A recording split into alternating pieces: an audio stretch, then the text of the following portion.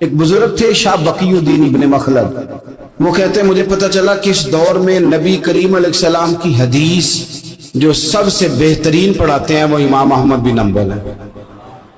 ان کو حضور کی حدیث سے جو خاص شغف ہے وہ کسی اور کو نہیں۔ کہتے ہیں میرے دل میں لو لگ گئی، حالانکہ میں امیر گھرانے سے تھا۔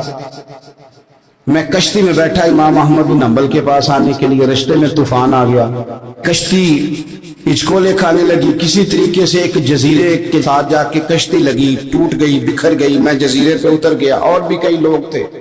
ایک مہینہ وہاں رہنا پڑا، بارشیں ختم ہوئی، موسم ٹھیک ہوا، ایک کشتی دکھائی دی آتی ہوئی۔ فرماتے ہیں کہ وہ اس کشتی میں بیٹھا، دوبارہ بغداد گیا، مجھے سفر طے کرتے 2.5 مہینے گزر گئے، وہ جزیرے پہ مہینہ پتے کھا کے بھی گزارا کرنا پڑا۔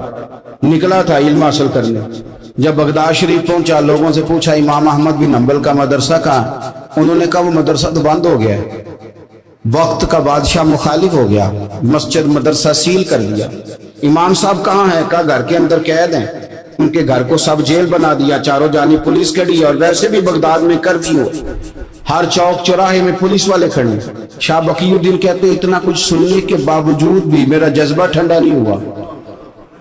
وہ مہینے میں سفر کی صحبتیں، وہ سنا تھا کہ آستانہ یار دور ہے، اور ہم نے بھی ٹھان لی تھی کہ جانا، وہ سنا تھا کہ آستانہ یار دور ہے، پر ہم نے یہ ٹھان لی تھی کہ جانا ضرور ہے۔ کہتے پہنچ گئے، اب پتہ چلا کہ کرفیو ہے، سڑکوں پہ پولیس کھڑی ہے، گلیوں میں چوکوں چوراہوں میں پہرے ہیں، امام صاحب تک تو جا کوئی نہیں سکتا۔ کہتے میں نے ایک شخص کی منت کی، میں نے کہا کسی طریقے گاڑی بتا، کہنے لگا میں اشارہ بھی نہیں کر سکتا، سخت حالات ہیں۔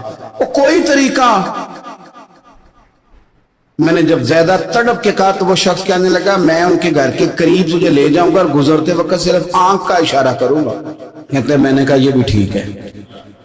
ان کے گھر کے تیری تلاش میں پھرے نا ہم جنگل پہاڑ اور دشت میں، ان کے دروازے کے قریب اس نے اشارہ کیا۔ شاہ بقی الدین کہتے ہیں کہ میں گھر دے کے آ گیا واپس۔ اب میں سوچنے لگا کہ کیسے امام صاحب تک پہنچنا ہے، بڑی تجویزیں سوچیں، بڑی تجویزیں، کام والا بن جاؤں، پھیری لگانے لگ جاؤں۔ پھر سوچا کہ اگر میں کچھ بیچوں گا ریڑھی پہ رکھ کے تو کوئی خریدنے نکلے گا، کوئی نہیں نکلے گا، کس طرح کروں، کیا کروں، بڑی سوچیں۔ بالآخر میں نے طے کیا، اللہ اکبر، میں نے نہ کپڑے پھاڑ لیے، امامہ اتار دیا۔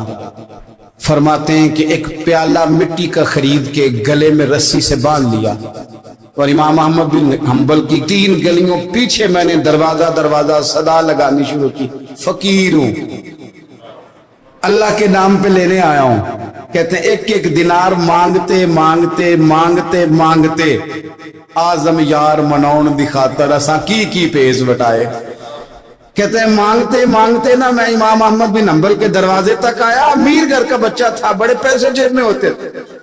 امام کے دروازے پہ صدا لگائی، کوئی ہے اللہ کے نام پہ دینے والا؟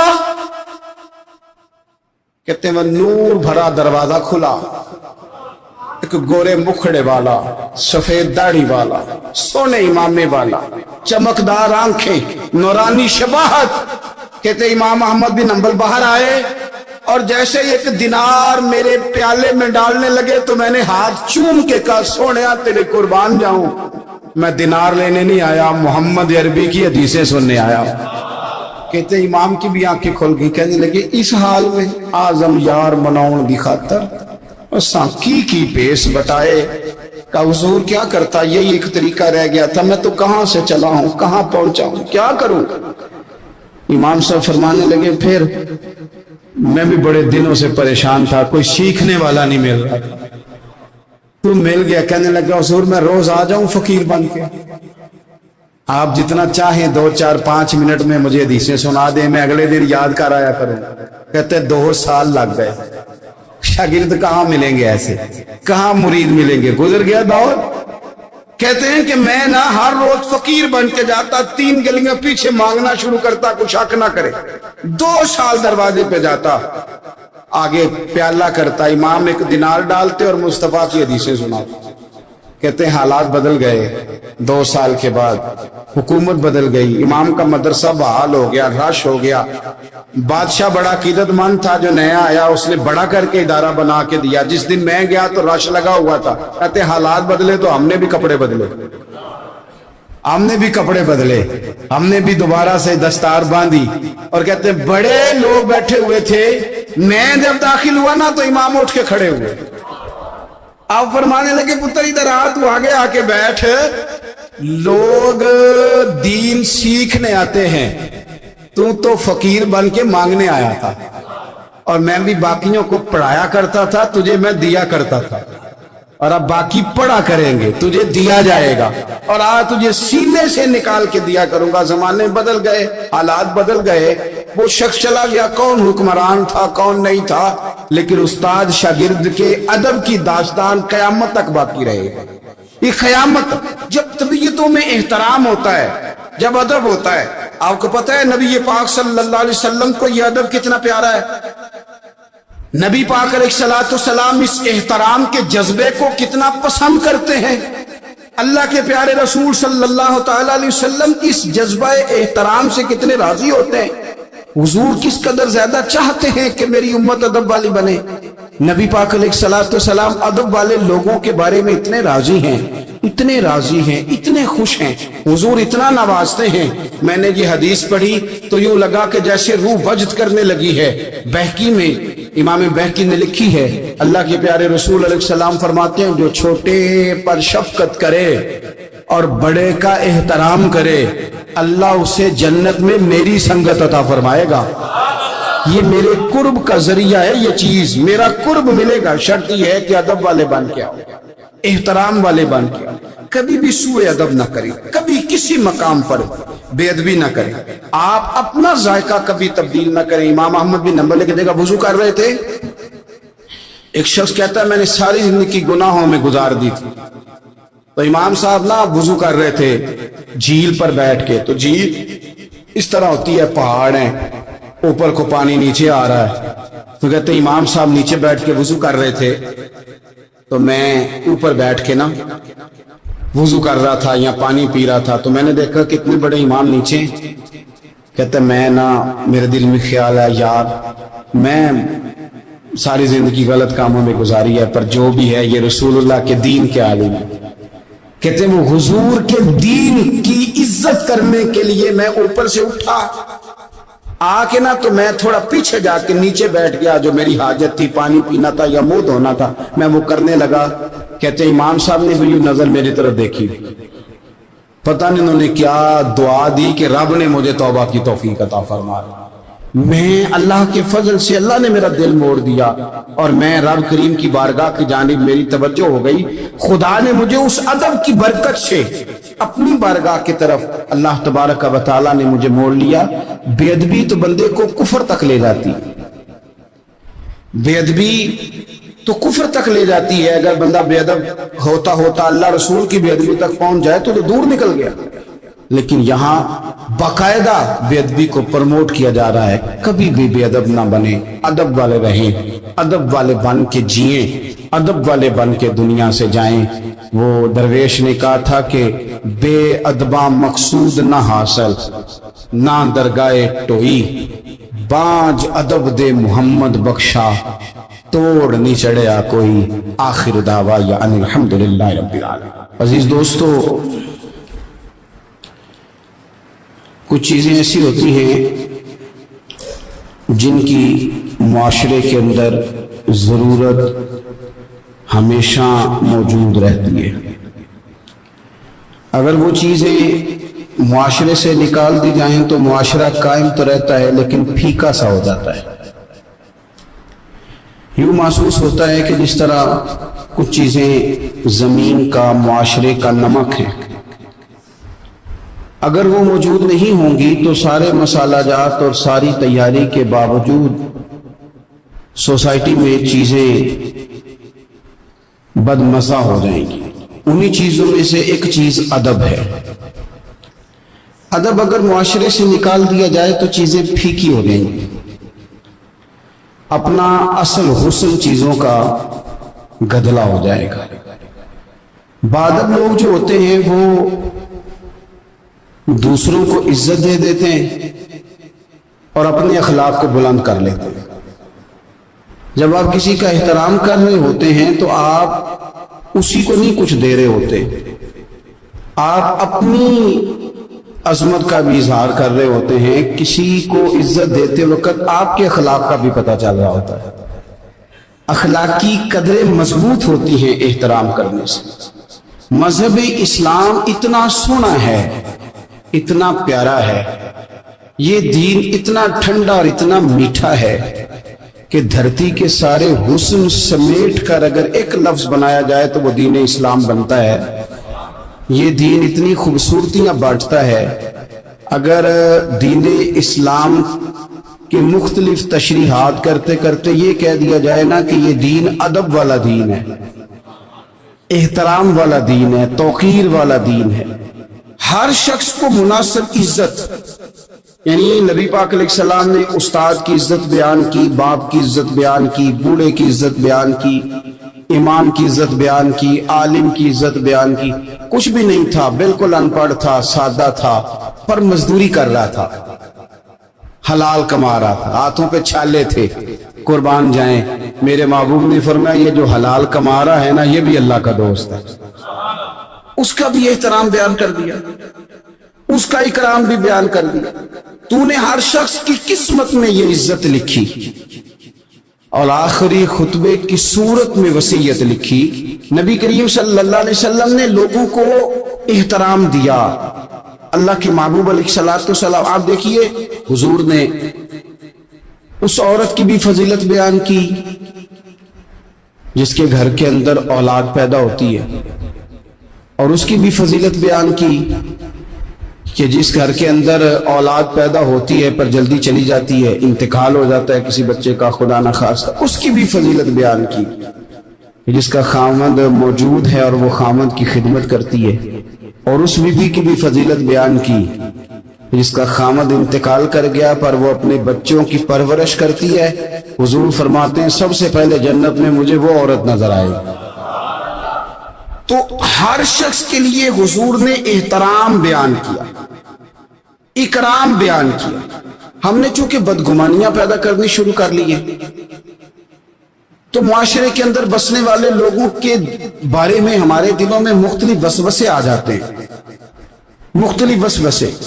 किसी भी शोबे के किसी भी आदमी के बारे में कोई 2, 4, 5 बातें अपने ज़हन में इकट्ठी करके या कानों में किसी ने वो बात डाल दी तो हम ज़हन बना लेते हैं कि ये गाड़ियां चलाने वाले तो बंदे ठीक ही नहीं होते, ये जनाब पुलिस के महकमे के लोग तो दुरुस्त होते ही नहीं, फलाने महकमे के लोग तो होते ही खराब है, ज़हन बन जाता है।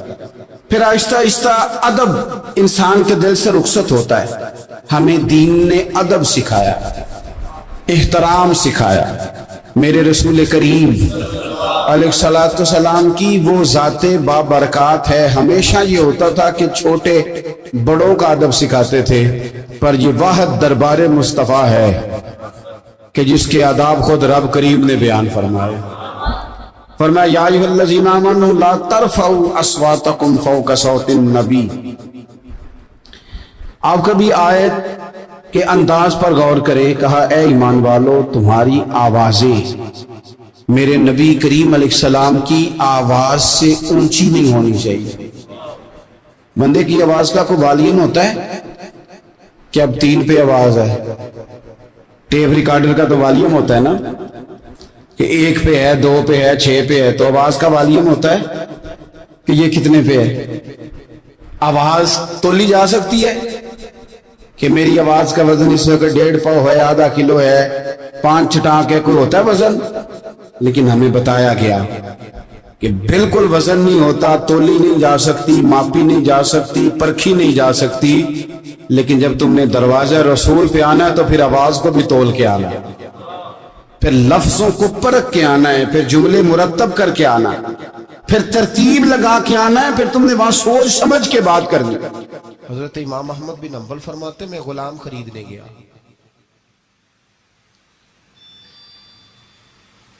उसने मेरे साथ शर्त रखी कि हुजूर आप मुझे खरीद के ले जाने हैं, मेरी शर्त ये है कि मैं दिन को आपकी ड्यूटी करूंगा, रात को नहीं करूंगा।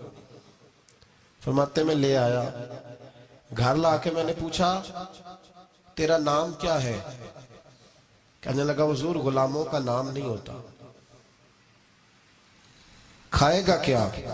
हुजूर गुलामों की चाहत नहीं होती, जिस नाम से पुकारोगे आ जाऊंगा, जो दोगे खा लूंगा। कहा किस कमरे में रहोगे? कहा हुजूर गुलामों के नखरे नहीं होते।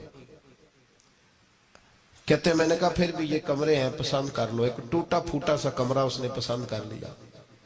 इमाम अहमद बिन हंबल फरमाते मैं उसे काम बताता पर इतनी मेहनत से करता कि कमाल कर देता, मेरे इशारे समझता।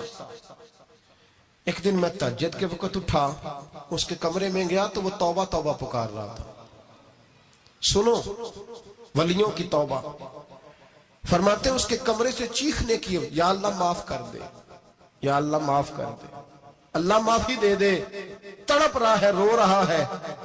और इमाम अहमद बिन हंबल फरमाते हैं हाल ये है कि उसके कमरे से लेकर आसमान तक नूर ही नूर फैला हुआ है, नूर ही नूर।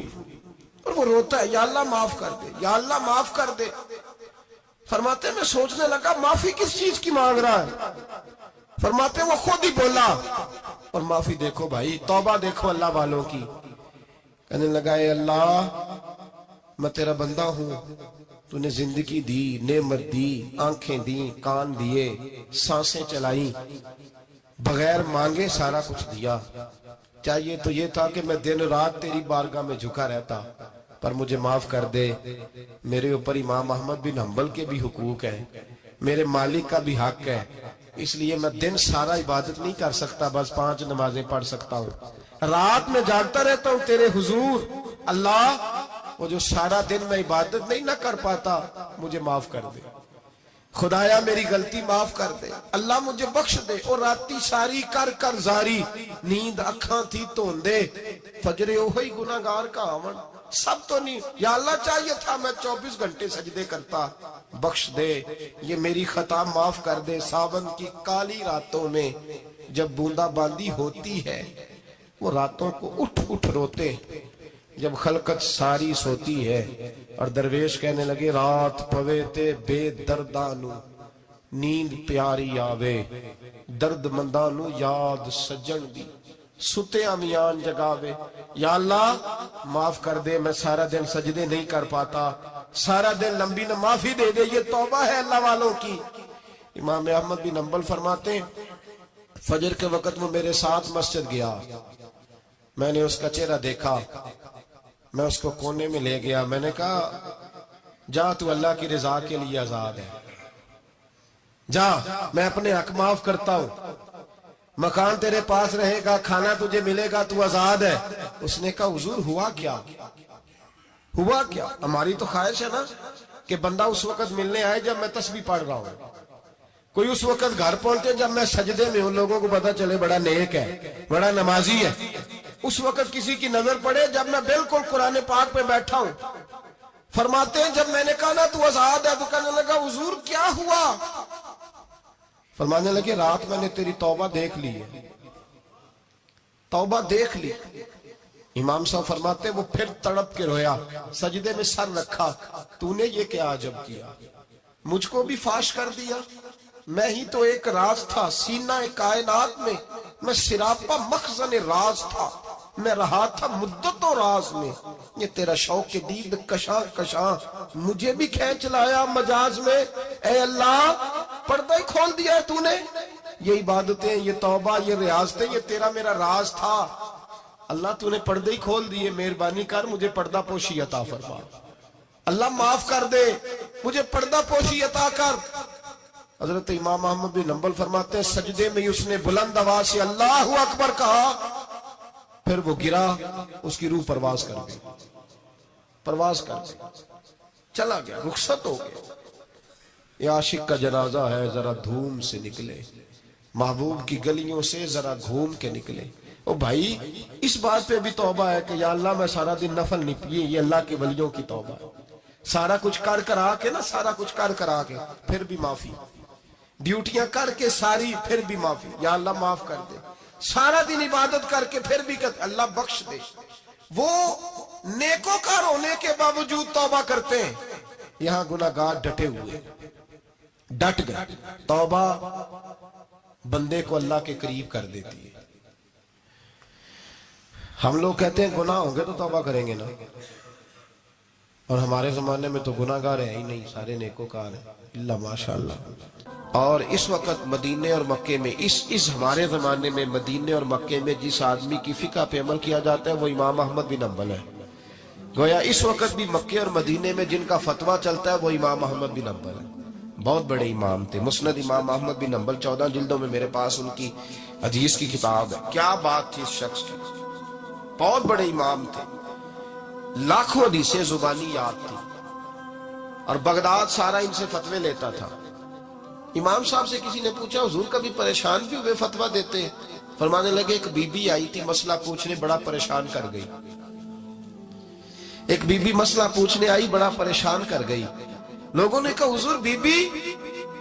फरमाने लगे, मैंने घर के अंदर जगह बनाई हुई थी, एक पर्दा लटकता था, इस तरफ मैं बैठता था, उस तरफ अगर कोई औरत मसला पूछने आती तो पर्दे के उस पार बैठ के वो बात करती।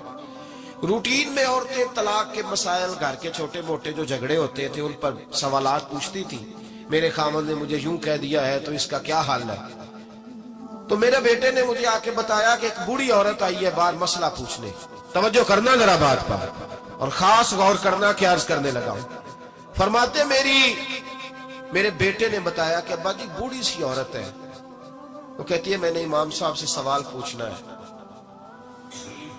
फरमाते पर्दे के पीछे बिठाया, मैं भी बैठ गया, तो बीबी आई और जचे तुले लफ्जों में फटाफट उसने बात शुरू कर दी। औरत को हुक्म है गैर महरम से बात करे तो मीठे अंदाज में ना करे, मीठे अंदाज में। मर्द के लिए भी हुक्म है, बीबियों से गुफ्तगू करे तो इस तरह के जुमलों में ना करे जिससे तवज्जो पैदा हो, मोटी सी दो हरफी बात करे।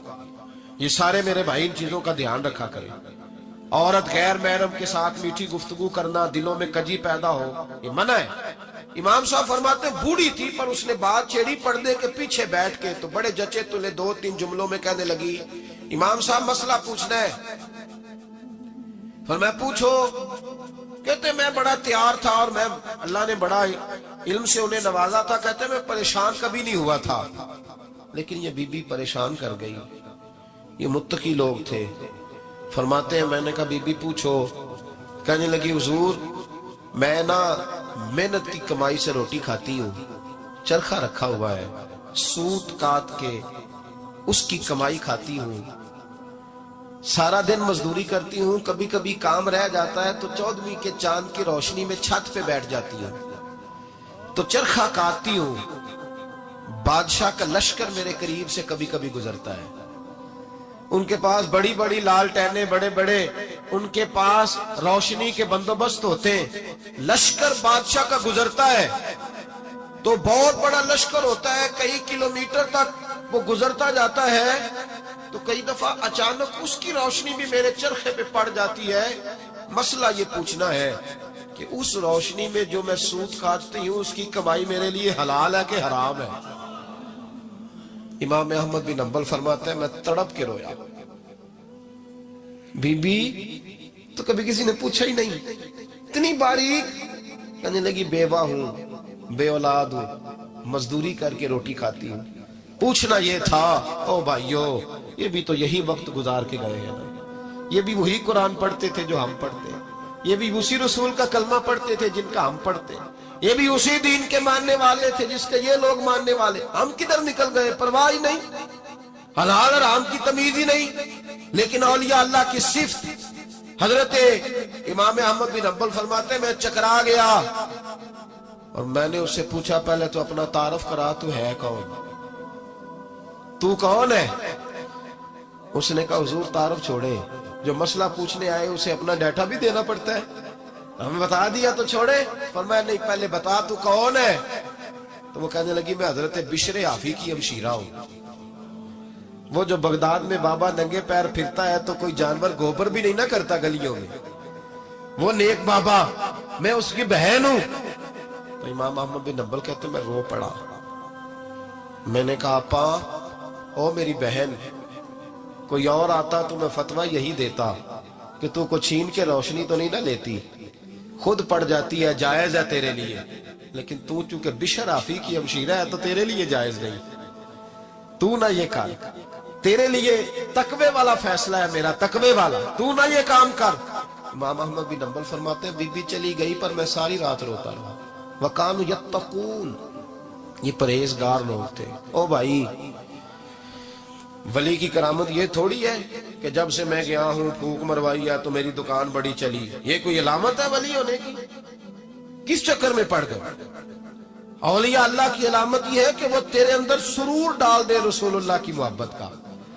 ولی اللہ کی علامت اقبال کہتے ہیں وہی ہے تیرے زمانے کا امام برحق جو تجھے حاضر و موجود سے بیزار کرے اور موت کی شکل میں دکھلا کے تجھے جلوائے یار, زندگی تیرے لیے اور بھی دشوار کرے, مشکل کر دے, تیرا مرنے کو دل کرے, تیرا دل کرے کہ مروں گا تو محبوب کے جلوے پھر سے نظر آئے گا. وہی ہے تیرے زمانے کا امام برحق. ایک ہوتا ہے گفتگو کا اثر, وہ بھی بڑا ہوتا ہے, اور ایک ہوتا ہے لہجے کا اثر. لہجے کا اثر بھی اپنی ایک خاص کیفیت رکھتا ہے. اسلام ہمیں یہ سبق دیتا ہے کہ تمہارا کلام بھی ٹھیک ہونا چاہیے اور تمہارا لہجہ بھی ٹھیک ہونا چاہیے. کچھ لوگ گفتگو اس طرح کرتے ہیں کہ اگر ان کے جملوں کے معنی تلاش کیے جائیں تو وہ معنی ٹھیک ہوتے ہیں. انہوں نے جو جملہ بولا ہے وہ جملہ درست ہے, پر جو ان کا لہجہ تھا نا وہ لہجہ ٹھیک نہیں تھا. دوسرا معنی یہ ہے کہ تیری بات ٹھیک ہے پر تیرا انداز ٹھیک نہیں. اور یہ جو لہجہ ہوتا ہے نا یہ اپنا اثر رکھتا ہے. میرے لہجے میں غرور آیا تھا, تیرا حق تھا تو شکایت کرتا. لہجہ جو ہوتا ہے نا یہ بہرحال اپنا اثر رکھتا ہے, اس کی تاثیر ہوتی ہے, اس کا اثر ہوتا ہے.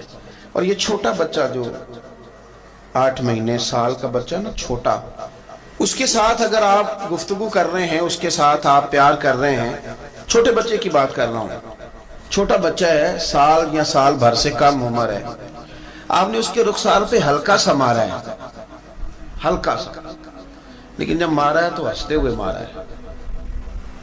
آپ ہنس رہے تھے جب آپ نے مارا تو بچہ بھی ہنس پڑتا ہے, لیکن آپ نے اس کے چہرے پہ مارا ہے, مارا اتنی زور سے ہی ہے پر مارا غصے کے ساتھ, وہ رو پڑتا ہے. وہ بھائی تھوڑی دیر پہلے تجھے مارا تھا ہنس کے تو ہنس پڑا تھا, تیری عمر تو ہے سال, اور سال سے کم, سال سے زیادہ ابھی تو چل نہیں پا رہا. تو وہ چھوٹا بچہ بھی ہمیں بتاتا ہے کہ تیری مار کا اثر نہیں ہوا میرے والد, میرے بھائی, میری اماں, تیری مار کا اثر نہیں, تیرے لہجے کا اثر ہے. تیرا جو لہجہ تھا نا وہ اثر کر گیا ہے, تیرا لہجہ جو تھا نا وہ دل میں اتر گیا ہے. تیری جو بات ہے نا کک سواد نہیں مشری اندر, اساں کھنڈا بھی چک ڈٹھیاں, انہاں ساریاں شیواں نالوں گلاں سجن دیاں مٹھیاں. کچھ باتوں میں تاثیر ہوتی ہے, کچھ لوگوں کا لب و لہجہ حسین ہوتا ہے, کچھ لوگ ایسے ہوتے ہیں کہ وہ نا مطلب لمبے چوڑے جملے نہیں کہتے لیکن ملتے اتنے پیار سے ہیں کہ یوں لگتا ہے کہ وہ ہمارے سینے سے لگے تھے تو دکھ سارے کھینچ لیے انہوں نے ہر چیز ہمارے اندر سے نکال دی, پریشانی والی راضی کر دیا. انہوں نے روٹی اتنی شاندار نہیں کھلائی لیکن ملے اتنے پیار سے, گفتگو اتنی سونی, لب و لہجہ اتنا حسین تھا کہ تیریاں ویکھ کے عدامت میں مرید ہی ہو گئی. ان کا انداز اتنا خوبصورت تھا. ہمارا نا لہجہ آہستہ آہستہ, مثلا بعض لوگ بات کرتے ہیں تو لفظوں میں تلخی ہوتی ہے, ترشروئی ہوتی ہے. جب وہ کہتے ہیں میں نے کہا کیا ہے, یہ بڑا خوبصورت ایک انداز ہے. بہو کئی دفعہ اس طرح کرتی ہے کہ ساس کو جب روٹی دیتی ہے تو لہجہ بڑا سخت ہوتا ہے, لے آئی ہے کھانا پکا کے, پر جس طرح وہ لائی ہے, جس طرح اس نے رکھا ہے, جو اس کا انداز تھا, جو پھر پانی لانے کا انداز تھا, جو پھر دوائی دینے کا انداز تھا, تو شام کو بیٹا گھر آیا تو ماں رو پڑی ہے, بیمار ماں. اس نے کہا بیٹے تیری بیوی بڑا تنگ کرتی ہے. تو بیوی کیا کہتی ہے, کہتی ہے پوچھو میں آکھیا کی ہے, کچھ بھی نہیں سو آکھیا, غلطی کی تھی کوئی نہیں, بالکل ٹھیک کہہ رہی ہے. وہ کہتی ہے کہ اماں سے پوچھے میں نے کہا کیا ہے, تو بالکل اس نے کچھ بھی نہیں کہا, یہ تو بالکل بات ٹھیک ہے. اس نے ایک جملہ بھی سخت, معاذ اللہ اس نے کوئی برا بھلا نہیں کہا, کوئی گالی نہیں دی, لیکن تیری روٹی لانے کا انداز اتنا تلخ تھا کہ اس بوڑھی اور بیمار ماں کے آنسو نکل گئے. مانا کیا ہوا کہ ہو سکتا ہے تو تلخ بات کرتی تو وہ معاملہ کسی حد تک قابل قبول ہوتا، پر وہ جو تیرے لہجے نے یوں اس طرح کیا نا جس طرح کو بھکاری کو دے رہا ہو، وہ میرے بھائی تیرا انداز تو ٹھیک ہو، تیری گفتگو کا طریقہ تو ٹھیک ہو۔ وہ کہتے ہیں کہ معاملات تو نصیبوں سے ہیں، پر چلو یار ملاقات تو ٹھیک ہونا۔ کچھ لوگ ایسے ہوتے ہیں کہ ایک لمحہ مل جائیں تو ان کی ملاقات کی یاد کبھی دوبارہ آئے نا تو وہ یاد بھی بندے کے دکھ سارے دور کر جاتی ہے، طبیعت کو تازہ کر جاتی ہے۔ حضرت امام مالک کہتے ہیں میں غریب کا بیٹا تھا۔ اکثر دین پڑھنے والے غریبوں کے بیٹے ہوتے ہیں، امیروں کے بچے ایف ایس سی پڑھتے ہیں، بی ایس سی پڑھتے ہیں، ٹیکنالوجی پڑھتے ہیں، غریبوں کے بچے دین پڑھتے ہیں، اور پھر امیروں کو ممبریاں ملتی ہیں، غریبوں کے بچوں کو اللہ ممبر عطا فرماتا ہے، مصلی رسول اللہ دیتا ہے۔ حضرت سیدنا امام ابو مالک فرماتے ہیں میں غریب کا بیٹا تھا اور میری 6-7 بہنیں، میں اکیلا بھائی تھا۔ آپ فرماتے ہیں میرے ابا جی فوت ہو گئے، میری امی پکڑ کے مجھے ایک دھوبی کی دکان پہ لے گئی، کہنے لگی اسے کپڑے دھونے کا طریقہ بتا دے، سلیقہ سمجھا دے، یہ بھی ایک چھوٹی سی لانڈری کی دکان کھول لے گا، میری بیٹیوں کا پیٹ پال لے گا۔ دھوبی کہنے لگا ٹھیک ہے، میں 2-3 درہم بھی دوں گا مہینے کے، اور جب کام سیکھ جائے گا تو تنخواہ بڑھ جائے گا۔ امام ابو مالک رحمت اللہ علیہ فرماتے ہیں میں بہنوں کے لیے روزی کمانے نکلا، میں بیوہ ماں کے سر پہ بوجھ اتارنے کے لیے نکلا، میں غربت کے عالم میں نکلا۔ رستے میں امام اعظم کا مدرسہ تھا، فرماتے میں وہاں چمکتے چہرے دیکھتا، لیکن اپنی غربت کو دیکھ کے میں آگے بڑھ جاتا، پریشان ہوتا کہ میں کیسے علم حاصل کروں گا۔ آپ فرماتے ہیں امام صاحب مجھے اکثر دیکھتے، ایک دن امام اعظم باہر نکلے، مجھے کھڑے ہوئے دیکھا تو قریب بلایا، سینے سے لگایا، ماتھا چوما، کیا نام ہے؟ میں نے کہا ابو مالک میرا نام ہے۔ کہا تمہیں پڑھنے کا شوق ہے؟ کہا بڑا شوق ہے۔ کہنے لگے چل آ جا پڑھا کر، آ جا مدرسے میں پڑھا کر۔ کہتے میں سارا دن وہاں پڑھتا، گھر سے کام کرنے آتا، سارا دن امام اعظم کے پاس پڑھتا رہتا۔ مہینہ آیا تو میری اماں کہنے لگی تنخواہ لاؤ۔ میں نے کہا امی جی تنخواہ تو وہ دے گا جو ڈیوٹی پہ جاتا ہو، میں تو پڑھنے جاتا ہوں۔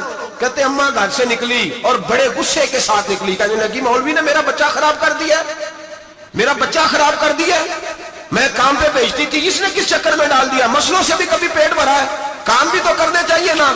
کہتے امام اعظم کے سامنے کھڑی ہوئی، امام صاحب بڑے امیر کبیر آدمی، اربوں خربوں پتی، اور پھر اتنے بڑے عالم فقیر، سارا بغداد، سارا کوفہ، سارا مصر سلوٹ کرتا ہے۔ بی بی آئی اور تیز جملے عورتوں کا طریقہ ہوتا ہے، کہنے لگی مولوی تیری سفید داڑھی، تیرا اتنا نام، تجھے خیال ہی نہیں آیا، میں بیوہ عورت ہوں، تو نے میرا بچہ خراب کر ڈالا، میری یتیم بچیاں روٹی کہاں سے کھائیں گی، مسلوں سے بھی کبھی پیٹ بھرا ہے۔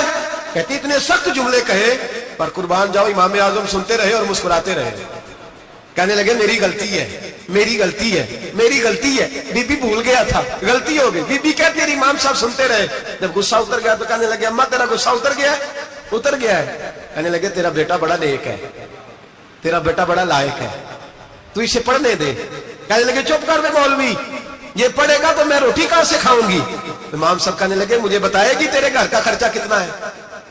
اس نے ایک لفظ پہ 3 دینار کا، ایک روایت ایسے بھی لکھی ہے بزرگوں نے، کہنے لگی 40 درہم ہے، اور اماں کہتی میں نے جان بوجھ کے زیادہ بتائے، حالانکہ میں کناب کا خرچہ کرتی تھی، لیکن جب کھلا ڈولا کرے تو وہ والا خرچہ بتایا۔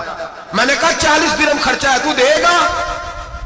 تو کہتے امام اعظم کہنے لگے اماں تجھے لینے نہیں آنا پڑے گا، پہلی سے پہلے تیرے گھر میں پہنچ جایا کریں گے، یکم سے پہلے آئیں گے۔ او بھائیو کہاں استاد ملتے ہیں، کہاں استاد ملتے ہیں، کہاں وہ لوگ ملتے ہیں جو دعائیں مانگتے، التجائے کرتے، پیار کرتے۔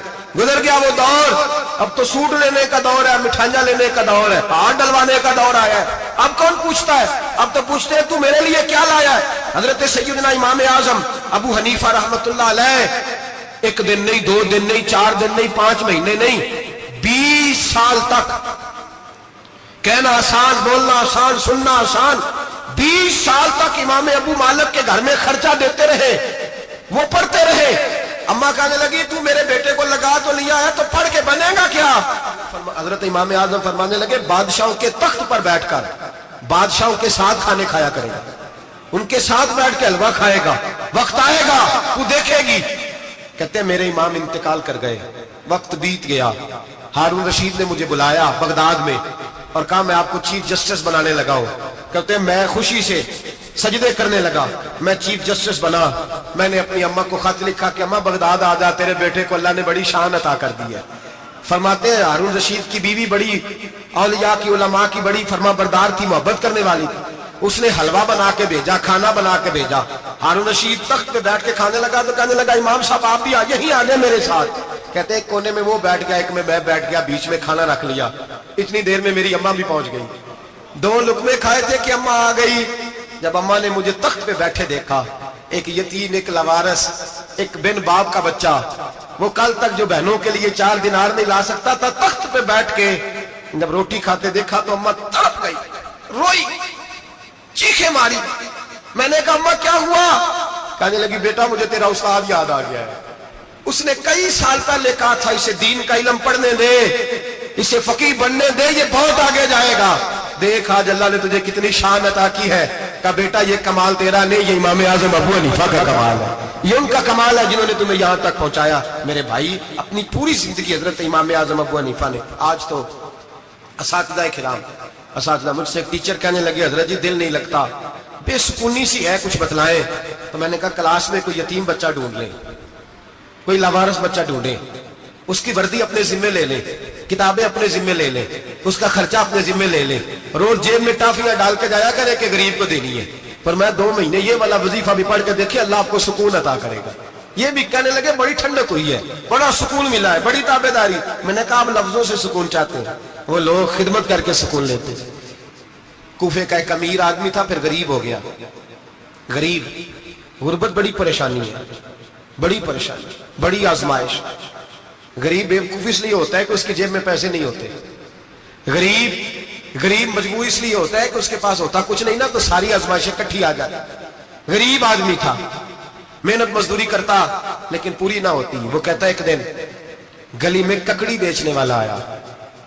تو میری ایک بیٹی تھی چھوٹی سی, باقی بچے بڑے تھے. چھوٹی ضد کرنے لگی, کہنے لگی ککڑی کھانی ہے, ککڑی. کہتے میں پریشان ہو گیا, دل ٹوٹ گیا. بیٹی نے سوال کیا ہے. فرماتے میں نے سوچا کس کے پاس جاؤں, کسی اور کے پاس مجھے سمجھ نہ آیا, میں سیدھا امام اعظم کے پاس چلا گیا. یہ شخص ہے جو مجھے دے گا بھی اور میرا پردہ بھی رکھے گا, مجھے دے گا بھی اور میرا, بولیے, میرا یہ پردہ بھی رکھے گا, یہ رسوا نہیں کرے گا, یہ فوٹو نہیں کھچائے گا, یہ فوٹو کھچا کے پہلے دن فیس بک پہ نہیں لگائے گا کہ میں غریبوں میں تھیلے بانٹ رہا ہوں. یہ اسی وقت اخبار والوں کو نہیں بلائے گا ایک تھیلا اور 6 اخباروں میں تصویریں. یہ اس طرح نہیں خیرات دے. حضرت امام اعظم کے پاس گیا تو فرماتے رش بہت زیادہ تھا, میں امام صاحب سے بات ہی نہ کر سکا. واپس آ گیا, امام صاحب نے بندہ بھیجا, فرمایا پتہ کر یہ بندہ کسی ضرورت کے لیے آیا تھا, رش کی وجہ سے بات نہیں کر پایا. کہتے واپس میرے پیچھے بندہ بھیجا, وہ میرے گھر تک آیا. گھر آ کے اس کو حالات کا پتہ چل گیا, واپس گیا. کہتے ہیں 3 تھیلیاں اشرفیوں کی بھر کے امام اعظم لائے اور خود آئے اور رات کے اندھیرے میں آئے اور مجھے تھیلیاں دے کے نا تو میرے آگے ہاتھ باندھ دیے. میں نے کہا حضور ہاتھ کیوں باندھتے ہیں؟ آپ فرمانے لگے یار دکھ اس بات کا ہے کہ تو میرا پڑوسی تھا اور تیری غربت کا مجھے پتہ ہی نہیں چلا. تو میرے علاقے کا تھا اور میں نے سوچا ہی نہیں, میرا اپنا تھا, مجھے خیال ہی نہیں آیا. فرمایا معاف کر دے, میری شکایت نہ کرنا کہ یہ میری طرف توجہ نہیں کرتا. علم بھی تھا, عمل کا نور بھی تھا, تقوی کا حسن بھی تھا, غریب کی مدد کا جذبہ بھی تھا. آج لوگوں پر مال کا فتنہ سوار ہوتا ہے, سب پر نہیں لیکن زیادہ لوگوں پر. جیسے جیسے مال آتا جاتا ہے ویسے ویسے عقل بھی آتی جاتی ہے, ویسے ویسے سیانے بھی ہوتے جاتے ہیں. کہتے ہیں وہ بھی کمائے, وہ بھی کرے, میں تو ٹیکنیکلی بڑا ہوں, میں عقل مندی, میں بڑی, نہ بہن کی فکر رہتی ہے, نہ بھانجوں کی فکر رہتی ہے, نہ رشتہ دار کی فکر رہتی ہے, نہ دائیں بائیں کچھ دیکھتے ہیں. لوگ جیسے جیسے پاورفل ہوتے جاتے ہیں, ہٹتے جاتے, کٹتے جاتے, امیروں سے گرانے لگتے جاتے, آگے کی طرف دیکھتے جاتے. امام اعظم ابو حنیفہ رحمۃ اللہ علیہ نے ساری زندگی پیار کیا, محبت بانٹی, علم, فقاہت, تقوی, روشنی. آج لوگوں کو علم ہوتا ہے پر علم کا نور نہیں ہوتا. ہمیں بہت ساری باتوں کا پتہ ہوتا ہے پر وہ باتیں ہمارے لفظوں میں ہوتی ہیں, ہم اس کے حسن سے آگاہ. اور اگر میں یہ کہہ دوں کہ ہمیں ان باتوں پر یقین کامل نہیں ہوتا, کہہ رہے ہوتے ہیں, ہم سمجھتے ہیں, بڑی باتیں کرتے ہیں, لیکن ان باتوں کے پیچھے جو عمل کا جذبہ ہے وہ پھیکا ہوتا ہے. امام اعظم ابو حنیفہ رحمۃ اللہ تعالی علیہ جتنے بڑے عالم تھے اتنا ہی بڑا خوف تھا اللہ کا دل میں, اتنا ہی بڑا خوف تھا. ایک آدمی کہتا ہے میں نے امام صاحب سے مسئلہ پوچھنا تھا, میں نے عشاء کی نماز امام صاحب کے پیچھے پڑھی. کتنی لوگ باتیں سنتے ہیں, اس کا اثر کتنا لیتے ہیں, لیکن امام صاحب رحمۃ اللہ علیہ کا طریقہ کیا تھا؟ کہتے میں نے امام صاحب کے ساتھ نماز پڑھی مسجد میں, تو قاری صاحب نے قرآن پڑھا, اذا زلزلت الارض زلزالها واخرجت الارض اثقالها. فرماتے ہیں آخری 2 آیتیں پڑھی, فمن یعمل مثقال ذرۃ خیرا یرہ ومن یعمل مثقال ذرۃ شرا یرہ.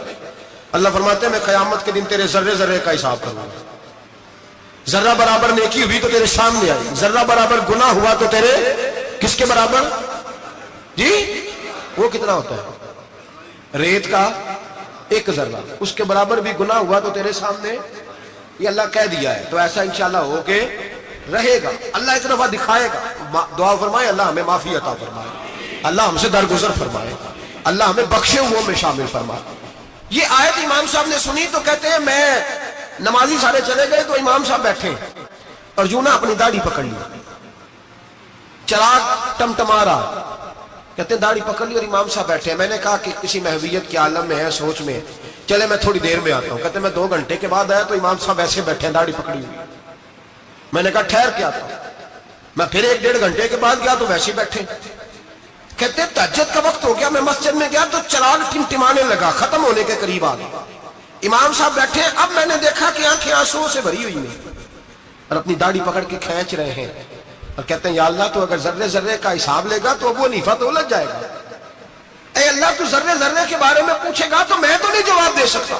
خدا بندہ اس طرح کر, میرے ان سفید بالوں پہ رحم کھا. اے اللہ میرے بڑھاپے پہ مہربانی فرما, مجھ سے نہ ذرے ذرے کا پوچھنا, میں بڑا کمزور ہوں, میں نہیں جواب دے سکتا. مولا مجھ سے درگزر والا معاملہ کر. کہتے تڑپ رہے ہیں امام صاحب. فجر کی اذان ہوئی تو امام صاحب نے دائیں بائیں دیکھا, میں پیچھے کھڑا تھا. میں نے کہا حضور ساری رات ہی گزر گئی, آپ ایک آیت سن کے پریشان رہے اور میں روزانہ 20 تقریریں سنتا ہوں, درجنوں حدیثیں سنتا ہوں, مجھے تو اثر نہیں ہوتا.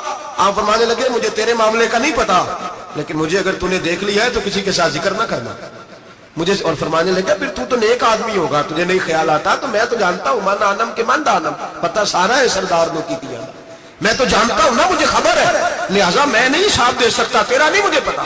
جتنا میرے بھائی علم زیادہ اتنا خوف بھی. حضرت عبداللہ ابن مسعود فرماتے ہیں زیادہ باتیں کرنے والا عالم نہیں ہوتا, اللہ سے زیادہ ڈر جانے والا عالم ہوتا ہے. جو آدمی لمبی چوڑی گفتگو کرے وہ فقیہ نہیں, وہ اللہ سے ڈرنے والا نہیں, بلکہ جس کو وہ بات کرے تو تھوڑی کرے, ڈر کے کرے, خوف کے ساتھ کرے. اللہ کی خشیت جس کے دل میں ہو وہ بڑا عالم ہوتا ہے. حضرت امام اعظم ابو حنیفہ رحمت اللہ علیہ مالدار تھے اور اپنے مال میں سے حصے نکالتے تھے. امام صاحب فرمایا کرتے تھے میں نے چند ہزار درہم رکھ دیے. حضور کس لیے؟ فرمایا لوگوں کو قرضہ دینے کے لیے. نبی پاک صلی اللہ علیہ وسلم نے فرمایا قرضہ لینے والے کو منع کیا ہے, فرمایا قرضہ ایک قید ہے, بغیر مجبوری کے نہ لینا. اب لینے والے بھی احتیاط نہیں کرتے, فٹافٹ قرضے کے پیچھے بھاگتے ہیں. بڑی مجبوری ہو تو قرضہ لے, فرمایا مقروض قیدی ہوتا ہے, قرضہ لینے سے بچو. اور دینے والے کو کیا کہا؟ فرمایا اگر سامنے والا تنگ دست ہو نا, تنگ دست, تو اسے مہلت دو. جتنی تم مہلت دو گے اللہ اتنے پیسے روز صدقہ کرنے کا ثواب عطا فرمائے گا. اگر تنگ. ایک صاحب مجھے کہنے لگے, میں نے رمضان شریف میں نا قرضے کے حوالے سے یا کچھ عرصہ پہلے کسی موقع پر قرض کے حوالے سے کو بات کی. ایک صاحب مجھے کہنے لگے حضرت صاحب جیسے کسی کو لینا ہوئے نا 20,000 تو انہوں ترا کے لے گئے, تو جی 20 کروڑ لینا ہوئے تو پھر نہیں ترایا جاتا. میں نے کہا کیوں؟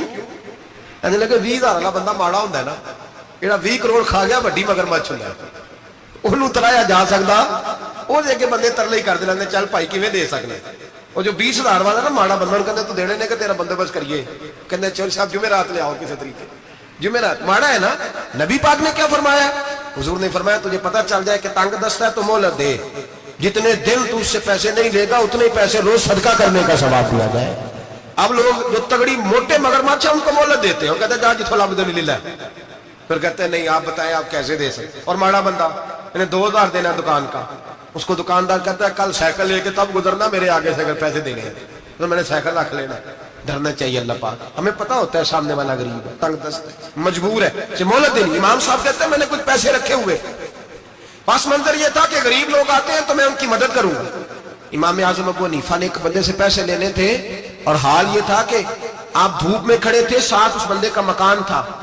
لوگوں نے کہا حضرت دیوار کے سائے میں ہو جائے. فرمانے لگے اس سے پیسے لینے ہیں, اگر سائے میں کھڑا ہوا تو سود میں شمار ہو جائے گا, میں اس سے فائدہ نہیں لے سکتا. ایک بندے سے قرضہ لینا تھا, وہ آپ کو دیکھ کے گلی اور دوسری گلی میں چلا گیا, رستہ بدل گیا اور چھپ گیا. امام صاحب رونے لگے, کہنے لگے اے اللہ میں اتنا برا ہو گیا ہوں کہ تیرے بندے مجھ سے چھپنے لگے.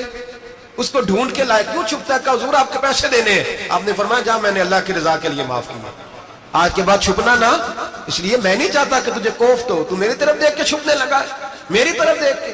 غریب تو بھائی گلیوں میں گھستے پھرتے ہیں کہ کوئی بندہ مل نہ جائے. مقروض آدمی پتہ اس وقت چلتا ہے جب خودکشی کر گیا, پتہ اس وقت چلتا ہے پھر لوگ آتے ہیں اس کے بچوں کو کہتے ہیں فکر نہ کرنا ہم تیرے ساتھ ہیں. تو اس کے ساتھ ہونا تھا, اس کا سایہ بچ جاتا. اب آئے ہو امام اعظم ابو حنیفہ رحمۃ اللہ تعالیٰ علیہ لوگوں کو سہولت دیتے, آسانی دیتے, پیار کرتے, محبت کرتے. ہم لوگوں کا مزاج ایسا نہیں ہے, ہماری اخلاقیات کے اندر وہ حسن نہیں جو ہمارے بزرگ ہمیں دے کے گئے. اور پھر چھوٹی چھوٹی باتوں میں حقوق العباد کا خیال کرتے. چھوٹی چھوٹی بات, سائیکل والے کی ٹکر اگر پجارو والے کے ساتھ ہو جائے تو معافی سائیکل والے نے مانگنی ہے, کیونکہ وہ سائیکل پہ بیٹھا ہے نا. اس کی غلطی یہ ہے کہ وہ سائیکل پہ بیٹھا ہے. معافی سائیکل والے نے مانگنی ہے, پجارو والا نہیں مانگے گا. ہو سکتا ہے سائیکل والا اٹھ کے کہے جناب مجھ سے غلطی ہو گئی, مجھے پتہ ہی نہیں تھا کہ آپ تھے, ورنہ میں آپ کے آگے نہ آتا. سائیکل والا مجبور ہے کیونکہ اس کے پاس پجارو نہیں, اور پجارو والا تو شیشہ نہیں نیچے کرتا, کہتا دھوپ آئے گی, گاڑی بڑی مشکل سے ٹھنڈی کی ہے. نیچے اتر کے ملازم کہتا ہے اس کو پوچھو اگر کوئی 200-400 کا نقصان ہوا ہے تو 500 دے دو. مزاج ہے امام اعظم ابو حنیفہ رحمۃ اللہ علیہ, عالم. حقوق العباد کا چھوٹی چھوٹی. آپ کے شاگردوں میں سے کسی کے چہرے پر شکن آتا تو 20 بار پوچھتے کوئی پریشانی ہے میرے بیٹے کو, کیا ہو گیا. ساری زندگی سایہ دار شجر کی طرح گزاری, ساری زندگی شاگردوں پر مریدوں پر محبت کا سائبان رہا, ٹھنڈی چھاؤں رہی امام صاحب کی. امام اعظم ابو حنیفہ رحمۃ اللہ تعالیٰ علیہ گلی سے گزر رہے تھے, لکڑی کے جوتے پہنا کرتے تھے, کھڑاؤں. ایک نوجوان بچے کے پیر پہ پیر آ گیا, تو کہنے لگا امام اللہ سے ڈر جا. یہ لفظ گئے تو امام صاحب کی چیخ ہی نکل گئی. کئی گھنٹے بے ہوش رہے. لوگوں نے کہا حضور کیا ہوا؟ فرمانے لگے تم نے سنا نہیں, چھوٹے چھوٹے جوان بھی کہتے ہیں کہ ابو حنیفہ اللہ سے نہیں ڈرتا, اللہ کی مخلوق کہتی ہے نہیں ڈرتا. اگر یہ کہہ رہے ہیں تو میرا کیا بنے گا. کئی دن روتے گزر گئے. لوگ اس بچے کو لائے, آگے کہنے لگا حضور آپ تو پریشان ہو گئے, میں نے تو محاورتاً کہا تھا کہ آپ اللہ سے نہیں ڈرتے. فرمانے لگے بیٹے مجھے محاوروں کا نہیں پتا, جب رب کے خوف کا نام آتا ہے تو جملے سیدھے میرے دل سے جا کے ٹکراتے, سیدھے دل سے جا کے ٹکراتے. گلی سے گزر رہے, لکڑی کے جوتے پہنے, کھڑا ہوں, بارش ہے, کیچڑ ہے. ایک دیوار کے قریب سے گزرے تو تھوڑا سا کیچڑ اڑ کے نا تو دیوار پہ پڑ گیا. یہاں ٹرالی والا ساری دیوار توڑ جاتا ہے اور کہتا ہے چلو میں نے کون سا جان بوجھ کے کیا ہے. یہاں لوگوں کا گھر توڑ جاتے ہیں, کہتے ہیں چلو بتاؤ کتنا خرچہ آیا تھا. فوری طور پہ لوگ ماننے کو تیار ہی نہیں. امام صاحب کے پیروں سے, یہ باریکی سمجھے, یہ حقوق العباد کا مسئلہ ہے. جو جاننے والے ہوتے تھے ان کا یہ طرز زندگی تھا. کیچڑ اڑا پیروں سے اور ایک آدمی کی دیوار پہ پڑ گیا. امام صاحب کھڑے ہیں, سوچ رہے کروں تو کیا کروں. شاگرد صاحب ہے, حضرت جی کیا پریشانی ہے؟ آپ فرمانے لگے میں نے اس کی دیوار گندی کر دی ہے, صاف نہ کروں تو بھی ظلم ہے, اور اگر صاف کروں تو دیوار کچی ہے. جب صاف کروں گا تو کچھ مٹی اتر جائے گی, تو کسی کے گھر کی مٹی اتارنا یہ بھی ظلم ہے. اب میں دو پریشانیوں میں الجھ گیا ہوں, کدھر جاؤں؟ کہا حضرت جی پھر. فرمایا اس کے دروازے پر دستک دو. دروازے پر دستک دی تو جو بندہ باہر آیا وہ مجوسی تھا, آگ کی پوجا کرنے والا تھا. امام صاحب کہنے لگے مجھے جانتے ہو؟ کہنے لگے حضور سارا کوفہ جانتا ہے, سارا بغداد جانتا ہے, ساری دنیا جانتی ہے آپ مسلمانوں کے امام ہیں, لوگ جانتے. آپ نے فرمایا یار مجھ سے غلطی ہو گئی ہے. وہ کیا؟ آپ فرمانے لگے میں اپنے انداز میں گزر رہا تھا, بوڑھا آدمی ہوں, خیال نہیں آیا, تھوڑا کیچڑ اڑ کے تیری دیوار پہ لگ گیا. میرے بھائی یہ کوئی فرشتے تھوڑی تھے, یہی زمین پہ بسنے والے لوگ, احتیاط والے لوگ. ہم لوگوں نے پتہ نہیں اپنا مزاج اتنا سخت کیوں بنا لیا ہے. کتنے لوگوں کو لتاڑ کے, کتنی پگڑیاں اچھال کے, کتنے حقوق العباد ضائع کر کے بھی ہم اسی طرح کے مطمئن ہیں. کہاں سے تسلی لاتے ہیں ہم, کہاں سے اپنے آپ کو ٹھنڈک دیتے ہیں, کیسے اپنے آپ کو ہم سکون دے لیتے ہیں کسی کو تکلیف دے کے. کس طرح سکون کی نیند آتی ہے جب کوئی پریشان ہوتا ہے. کیوں ہمارا دل پتھر ہو گیا. اعلیٰ حضرت فرمایا کرتے تھے جا کسی سے جا کے علاج کرا, تیرے سینے میں جو دل دھڑک رہا ہے وہ سخت ہو گیا, جا کسی سے جا کے اس کی دوائی کھا, تجھے خیال ہی نہیں آتا تڑپتے لوگوں کو دیکھ کر, جا کے علاج کرا. اگر ایسے ہی مر گیا تو حالات تیرے حق میں اچھے نہیں ہوں گے. حضرت امام صاحب تڑپ رہے ہیں اور اس شخص کے سامنے آہوزاری کر رہے ہیں جو مجوسی بھی ہے, غریب بھی ہے, کچے گھر میں رہتا ہے. فرمایا یار بتاؤ کیا کروں. امام صاحب باتیں کر رہے ہیں تو وہ آدمی حیرت میں کھو گیا.